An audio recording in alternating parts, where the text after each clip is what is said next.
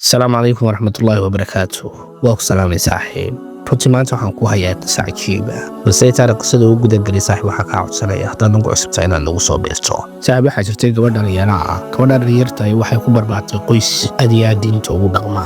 runtii waxaa ka soo daahay guurka da'deeduna waxay gaadhay 32 sano. maalmaha ka mid ah waxaa soo doontay wiil. haddaba wiilkii dadkii ayaa uga warramay gabadhii waxayna ku dhaheen gabadhan way weynaatay mana dhalayso xaruura ee faraha ka qaad. sadaraadeed waxaa u yimid reerkii nin ka socda xagga wiilka wuxuuna u sheegay in arrinkii guurka ay ka laabteen. arrinkaasi gabadha wuu ku adkaaday balse iyaduna isma sii walwalina waxay samaysay cimrada ayay aaday. markay cimrada ka soo laabatay diyaaradda waxay kula kulantay saaxiibteedii iyo ninkeedii iyo sidoo kale wiil kaloo la socda. intaa kadib waxay iska timi gurigeedii iyo reerkeedii.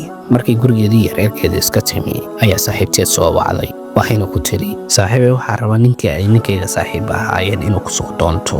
sidaa daraaddeed waa ay ku farxday arrintaa waana la soo doontay runtiina waa la guursaday. sidaa daraaddeed markii la guursaday gabadhiina uur bay qaaday laakiinse waxay go'aansatay inaysan dhakhtarka u tegin oo aysan ogaan uurkeedu waxa uu yahay.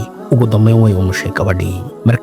markii ay umushayna hooyadeed iyo walaalaheed ayay waxay ku tiri waxaan umulay ma wiil baa mise waa gabadh. balse laakiin waxay u sheegeen in ilaahay 3 ilmood siiyey 2 wiil iyo gabadh in ilaahay subxaanahu wa tacaala siiyey hal mar. gabadha marka hore waxaa looga tegay ilmo la'aan baa looga tegay balse ilaahay wuxuu ku arsaaqay 3 qof. cid allaale iyo ciddii ilaahay isku xidha ilaahay dayeec maayo. waa mahadsantahay saaxiibadaada kanala soo gaadhay qisadana noo sheer garay.